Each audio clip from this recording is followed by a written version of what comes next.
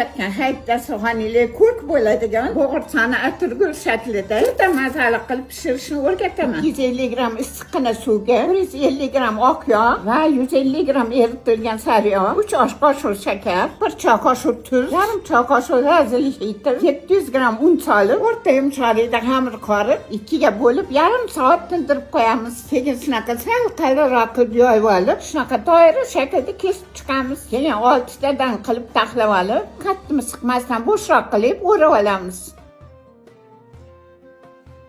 Keyin ikkiga bo'lib olib, atirgulchalarimiz ochilib ketmasligi uchun cho'p tiqib qotirib qo'yamiz.